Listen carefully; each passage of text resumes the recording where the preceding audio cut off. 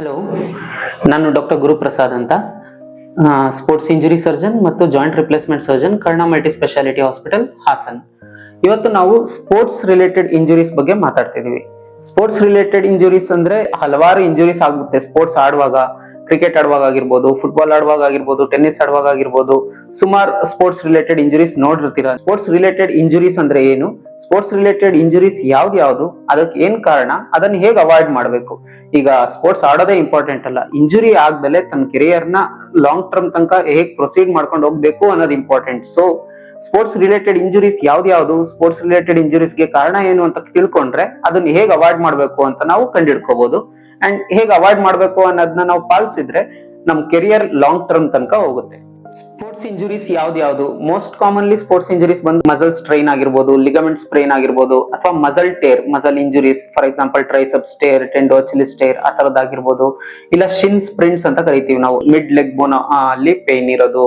This most common is ನೀ and ankle related injuries. Sports person ಅಲ್ಲಿ ನೀ ಅಲ್ಲಿ ಎಲ್ಲರಿಗೂ ಗೊತ್ತಿರೋ ತರ ACL ಲಿಗಮೆಂಟ್ ಇಂಜುರಿ ಆಗಿರ್ಬೋದು, ಇಲ್ಲ ಮೆನಿಸ್ಕಸ್ ಲಿಗಮೆಂಟ್ ಇಂಜುರಿ ಆಗಿರ್ಬೋದು.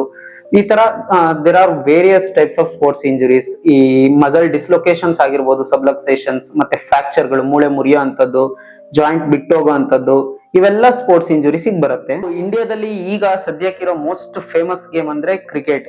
ಇನ್ಫ್ಯಾಕ್ಟ್ ನಮ್ಮ ನ್ಯಾಷನಲ್ ಗೇಮ್ ಹಾಕಿ ಆಗಿದ್ರು ಜಾಸ್ತಿ ಎಲ್ಲರೂ ಫಾಲೋ ಮಾಡ್ತಿರೋದು, ಈವನ್ ಹಳ್ಳಿಲೂ ಆಡ್ತಿರೋದೆಲ್ಲ ಕ್ರಿಕೆಟ್. ಸೊ ಕ್ರಿಕೆಟ್ ಅಲ್ಲಿ ಯಾವ ತರ ಇಂಜುರೀಸ್ ಆಗ್ಬೋದು ಅನ್ನೋದನ್ನ ಇವತ್ ಮಾತಾಡೋಣ. ಕ್ರಿಕೆಟ್ ಅಲ್ಲಿ ಆಗೋ ಇಂಜುರೀಸ್ ನಾವು 3 ಭಾಗವಾಗಿ ಡಿವೈಡ್ ಮಾಡ್ಕೊಳ್ಳೋಣ. ಒಂದು ಬ್ಯಾಟಿಂಗ್ ಆಡುವಾಗ ಏನ್ ಇಂಜುರಿ ಆಗ್ಬೋದು, ಇನ್ನೊಂದು ಬೌಲಿಂಗ್ ಆಡುವಾಗ ಏನ್ ಇಂಜುರಿ ಆಗ್ಬೋದು, ಇನ್ನೊಂದು ಫೀಲ್ಡಿಂಗ್ ಅಥವಾ ಕೀಪಿಂಗ್ ಮಾಡುವಾಗ ಏನ್ ಇಂಜುರಿ ಆಗ್ಬೋದು ಅಂತ. ಬ್ಯಾಟಿಂಗ್ ಆಡುವಾಗ ಏನ್ ಇಂಜುರಿ ಆಗ್ಬೋದು, ಒಂದು ಅವರ ಫೋರ್ ಆರ್ಮ್ ಇಂಜುರೀಸ್ ಆಗ್ಬೋದು, ಇಲ್ಲ ಬೌನ್ಸರ್ಸ್ ಇಂದ ಅಂದ್ರೆ ಹೆಡ್ ಇಂಜುರಿ ಆಗ್ಬೋದು, ಶೋಲ್ಡರ್ ಇಂಜುರಿ ಆಗ್ಬೋದು, ಚೆಸ್ಟ್ ಇಂಜುರಿ ಆಗ್ಬೋದು, ಅಥವಾ ಫಿಂಗರ್ ಇಂಜುರೀಸ್ ಆಗ್ಬೋದು. ಇನ್ನು ಬ್ಯಾಟಿಂಗ್ ಆಡುವಾಗ ಟ್ವಿಸ್ಟಿಂಗ್ ಇಂಜುರಿಯಿಂದ ಅವ್ರ back related problems, disc related problems ಆಗ್ಬೋದು. ಇನ್ನು ಓಡುವಾಗ ಅವ್ರದ್ದು knee related injuries, twisting injuries ಅಥವಾ ಆಂಕಲ್ ರಿಲೇಟೆಡ್ ಇಂಜುರೀಸ್ ಆಗ್ಬೋದು. ಇನ್ನು ರನ್ ಅಪ್ ತಗೊಂಡು ಬಗ್ಗಿ ಮತ್ತೆ ವಾಪಸ್ ತಿರುಗುವಾಗ ಸ್ಪೋರ್ಟ್ಸ್ ಹರ್ನಿಯ ಆಗ್ಬೋದು, ಟ್ವಿಸ್ಟಿಂಗ್ ಇಂಜುರಿಯಿಂದ ಅವ್ರದ್ದು ಗ್ರಾಯಿನ್ ರೀಜನ್ ಅಲ್ಲಿ ಪೇನ್ ಬರೋಂಥದ್ದು. ಈ ತರ ಕೆಲವಾರು ಇಂಜುರೀಸ್ ಬ್ಯಾಟಿಂಗ್ ಆಡುವಾಗ ಮಾತ್ರ ಬರುತ್ತೆ. ಅದನ್ನ ಹೇಗೆ ಅವಾಯ್ಡ್ ಮಾಡ್ಬೇಕು ಅಂತ ನೋಡ್ಬೇಕು ನಾವು. ಇನ್ನು ಬೌಲಿಂಗ್ ಮಾಡುವಾಗ ಏನೇನ್ ಇಂಜುರೀಸ್ ಆಗ್ಬೋದು, ಬೌಲಿಂಗ್ ಮಾಡುವಾಗ ಮೇನ್ಲಿ ಅವರ ಲ್ಯಾಂಡ್ ಅಪ್, ರನ್ನಿಂಗ್, ಮತ್ತೆ ಅವ್ರ ಬಾಲ್ ಥ್ರೋ ಮಾಡುವಾಗ ಅವ್ರ ಎಲ್ಬೋ ಪೊಸಿಷನ್ ಮತ್ತೆ ಶೋಲ್ಡರ್ ಪೊಸಿಷನ್ ಮೇಲೆ ಇಂಜುರೀಸ್ ಡಿಫೈನ್ ಆಗುತ್ತೆ. ಅವ್ರಿಗೆ ಶೋಲ್ಡರ್ ಲೇಬ್ರಲ್ ಇಂಜುರೀಸ್ ಆಗ್ಬೋದು, ಅಥವಾ ರೊಟೇಟರ್ ಕಫ್ ಇಂಜುರೀಸ್ ಆಗ್ಬೋದು. ಬಾಲ್ ರಿಲೀಸ್ ಮಾಡುವಾಗ ಎಲ್ಬೋದಲ್ಲಿ ಟ್ರೈಸೆಪ್ಸ್ ಟೇರ್ ಆಗ್ಬೋದು. ಇನ್ನು ಸ್ಟ್ಯಾಂಪ್ ಮಾಡುವಾಗ ಅಂದ್ರೆ ಅವ್ರ ಲ್ಯಾಂಡ್ ಆಗುವಾಗ ಆಂಕಲ್ ಇಂಜುರೀಸ್ ಆಗ್ಬೋದು, ಅಥವಾ ನೀ related injuries, for example ACL, meniscus ಇವೆಲ್ಲ ಆಗ್ಬೋದು. ಅಂಡ್ ಈವನ್ ಅವರಿಗೂ ಡಿಸ್ಕ್ ರಿಲೇಟೆಡ್ ಇಂಜುರೀಸ್ ಅಥವಾ ಹ್ಯಾಮ್ಸ್ಟ್ರಿಂಗ್ ಪುಲ್, ಸ್ಪೋರ್ಟ್ಸ್ ಹರ್ನಿಯಾ, ಇದೆಲ್ಲ ಬೌಲಿಂಗ್ ಮಾಡುವಾಗ ಆಗುವಂತ ಇಂಜುರೀಸ್. ಮತ್ತೆ ಈ ಫೀಲ್ಡಿಂಗ್ ಮತ್ತೆ ಕೀಪಿಂಗ್ ಮಾಡುವಾಗ ಏನ್ ಇಂಜುರೀಸ್, ಬೌಲರ್ ರನ್ ಅಪ್ ತಗೋವಾಗ ಏನೇನ್ ಇಂಜುರೀಸ್ ಆಗಿದೆ, ಫೀಲ್ಡರ್ ಬಾಲ್ ಹಿಡಿಲಿಕ್ಕೆ ಹೋಗುವಾಗ ಆ ಇಂಜುರೀಸ್ ಸೇಮ್ ಒಂದೇ ತರ ಇರುತ್ತೆ. ಹರ್ನಿಯಾ ಆಗಿರ್ಬೋದು, ಥ್ರೋ ಮಾಡುವಾಗ ಶೋಲ್ಡರ್ ಇಂಜುರೀಸ್ ಆಗಿರ್ಬೋದು, ಎಲ್ಬೋ ಇಂಜುರೀಸ್ ಆಗಿರ್ಬೋದು, ಡಿಸ್ಕ್ ರಿಲೇಟೆಡ್ ಪ್ರಾಬ್ಲಮ್ಸ್ ಆಗಿರ್ಬೋದು. ನೆಕ್ಸ್ಟ್ ಅವ್ರು ಡೈವ್ ಮಾಡುವಾಗ ಫಿಂಗರ್ ಇಂಜುರೀಸ್, ಮೈಯೆಲ್ಲ ಖರ್ಚು ಅಂತ superficial abrasions. Keeper related injuries mainly finger injuries. ಅವ್ರ ಬಾಲ್ ಕ್ಯಾಚ್ ಮಾಡುವಾಗ ಸ್ವಲ್ಪ ಫಿಂಗರ್ ಅಲ್ಲಿ ಸ್ವಲ್ಪ ಅದ್ರ ಪೊಸಿಷನ್ ಚೇಂಜ್ ಆಗಿದ್ದಾಗ ಮಾಲ್ಯುನೈಟೆಡ್ ಫ್ರಾಕ್ಚರ್ಸ್, ಅಂದ್ರೆ ಮೈಲ್ಡ್ ಫ್ರಾಕ್ಚರ್ ಆಗುತ್ತೆ, ಯುನೈಟ್ ಆಗುತ್ತೆ, ಆತರ ಮಾಲ್ಯುನೈಟೆಡ್ ಫ್ರಾಕ್ಚರ್ಸ್ ಆಗಿರ್ಬೋದು. ಯೂಶಲಿ ಕೀಪರ್ಸ್ ಗಳದ್ದು ಬೆರಳೆಲ್ಲ ದಪ್ಪ ಇರುತ್ತೆ, ಅದನ್ನ ನೋಡಿದ್ರೆ ಗೊತ್ತಾಗುತ್ತೆ. They usually suffer from malunited fractures. ಈ ತರ ಇಂಜುರೀಸ್ ನಾವು ಬ್ಯಾಟಿಂಗ್, ಬೌಲಿಂಗ್, ಫೀಲ್ಡಿಂಗ್ ಅಂತ ಡಿಫ್ರೆನ್ಶಿಯೇಟ್ ಮಾಡ್ಕೋಬಹುದು. ಇಲ್ಲಿವರೆಗೂ ನಾವು ಈ ತರ ಇಂಜುರೀಸ್ ಬಗ್ಗೆ ಮಾತಾಡಿದ್ವಿ. ಬ್ಯಾಟಿಂಗ್ ಆಡುವಾಗ ಏನಾಗುತ್ತೆ, ಬೌಲಿಂಗ್ ಮಾಡುವಾಗ ಏನಾಗುತ್ತೆ, ಫೀಲ್ಡಿಂಗ್ ಮಾಡುವಾಗ ಏನಾಗುತ್ತೆ ಇಂಜುರೀಸ್. ಬಟ್ ಮೇನ್ ರೀಸನ್ಸ್ ಏನು ಈ ಇಂಜುರೀಸ್ ಆಗ್ಲಿಕ್ಕೆ? ಒಂದು ಪ್ರಾಪರ್ ಪ್ರೊಟೆಕ್ಟಿವ್ ಗೇರ್ಸ್ ನ ಯೂಸ್ ಮಾಡಿಲ್ದೇ ಇರೋದು, ಹೆಲ್ಮೆಟ್ ಯೂಸ್ ಮಾಡದೇ ಇರೋದು, ಗ್ಲೌಸ್ ಯೂಸ್ ಮಾಡದೇ ಇರೋದು, ಅಥವಾ four arm protective gear use ಮಾಡದೇ ಇರೋದು. ಇದರಿಂದ ಒಂದು ಇಂಪ್ರಾಪರ್ ಪ್ರೊಟೆಕ್ಟಿವ್ ಗೇರ್ಸ್, ಇನ್ನೊಂದು ಇಂಪ್ರಾಪರ್ ವಾರ್ಮ್ ಅಪ್ ಎಕ್ಸರ್ಸೈಸಸ್, ಮತ್ತೆ ಪ್ರಾಪರ್ ಸ್ಟ್ರೆಂಥನಿಂಗ್ ಆಗಿಲ್ಲ ಅಂದ್ರೆ, ಯಾವ ಗೇಮ್ ಆಡ್ತಿದೀವಿ ನಾವು ಆ ಗ್ರೂಪ್ ಆಫ್ ಮಸಲ್ಸ್ ನ ಸ್ಟ್ರೆಂಥನ್ ಮಾಡ್ಕೋಬೇಕು. ಫಾರ್ ಎಕ್ಸಾಂಪಲ್ ಬ್ಯಾಟ್ಸ್ಮನ್ ಗೆ ಅವ್ರ left hand four arm, right hand four arm muscles ಎಲ್ಲ ಸ್ಟ್ರಾಂಗ್ ಇರಬೇಕು, ರಿಸ್ಟ್ ಜಾಸ್ತಿ ಯೂಸ್ ಮಾಡೋರಿಗೆ. ನೆಕ್ಸ್ಟ್ ಬೌಲರಿಗೆ ಶೋಲ್ಡರ್ ಸ್ಟ್ರೆಂಥನಿಂಗ್ ಎಕ್ಸರ್ಸೈಸಸ್ ಬೇಕು.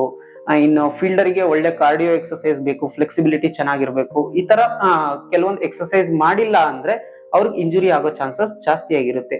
ಮೇನ್ ಕಾಸಸ್ ಆಫ್ ಇಂಜುರೀಸ್ ಬಂದ್ರೆ ನಾವು ಇಂಪ್ರಾಪರ್ ಟ್ರೈನಿಂಗ್, ಇಂಪ್ರಾಪರ್ ಸ್ಟ್ರೆಂಥನಿಂಗ್, ಆಮೇಲೆ ಅಡಿಕ್ವೇಟ್ ವಾರ್ಮ್ ಅಪ್ ಎಕ್ಸರ್ಸೈಸ್ ಮಾಡಿಲ್ದೇ ಇರೋದು, ಆಟ ಆದ್ಮೇಲೆ ಅಡಿಕ್ವೇಟ್ ಕೂಲಿಂಗ್ ಡೌನ್ ಎಕ್ಸರ್ಸೈಸ್ ಮಾಡಲ್ದೇ ಇರೋದು, ಕಾರ್ಡಿಯೋ ಎಕ್ಸಸೈಸಸ್ ಅಥವಾ ಫ್ಲೆಕ್ಸಿಬಿಲಿಟಿ ಸ್ಟ್ರೆಂಥನಿಂಗ್ ರಿಲೇಟೆಡ್ ಎಕ್ಸಸೈಸಸ್ ಏನು ಮಾಡಿಲ್ದೇ ಇರೋದು, ಪ್ರೊಟೆಕ್ಟಿವ್ ಗೇರ್ಸ್ ಯೂಸ್ ಮಾಡಿಲ್ದೇ ಇರೋದು. These are the causes for sports related injuries. So ಇವಾಗ ನಮ್ಗೆ ಸ್ಪೋರ್ಟ್ಸ್ ಇಂಜುರೀಸ್ಗೆ ರೀಸನ್ಸ್ ಏನೇನು, ಕಾಸಸ್ ಏನೇನು ಗೊತ್ತಾಯ್ತು, ಅಥವಾ ಯಾವ ತರ ಇಂಜುರೀಸ್ ಆಗುತ್ತೆ ಅಂತ ಗೊತ್ತಾಯ್ತು. ಈಗ main step how to prevent the sports injuries.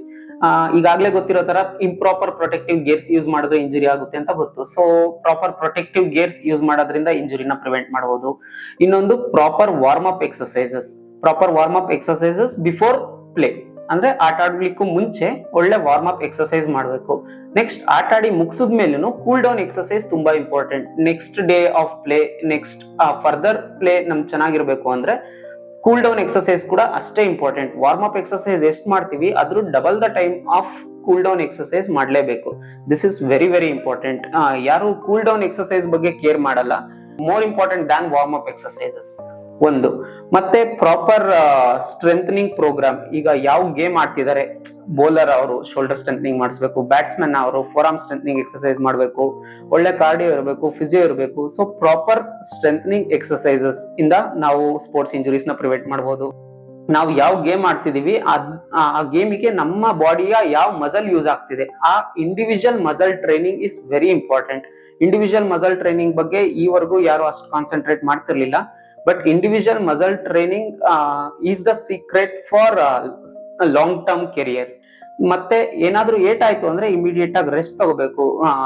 ನಮ್ಗೆ ಏನಾದ್ರೂ ಏಟ್ ಆಗಿದ್ದಾಗ ನಾವು ಎಕ್ಸಸೈಸಸ್ ನ ಅಥವಾ ಸ್ಪೋರ್ಟ್ಸ್ ಆಕ್ಟಿವಿಟೀಸ್ ನ ಕಂಟಿನ್ಯೂ ಮಾಡಬಾರ್ದು. Proper rest is the best medicine ಅನ್ನೋ ತರ ಪ್ರಾಪರ್ ರೆಸ್ಟ್ ತುಂಬಾ ಇಂಪಾರ್ಟೆಂಟ್. ಅದಲ್ದಲೆ ನಮ್ಗೇನಾದ್ರೂ ಇಂಜುರಿ ಆಗಿ ಮತ್ತೆ ನಾವು ಕಮ್ ಬ್ಯಾಕ್ ಮಾಡ್ತಿದೀವಿ ಅಂದ್ರೆ we have to undergo proper rehabilitation programme before starting strenuous activities.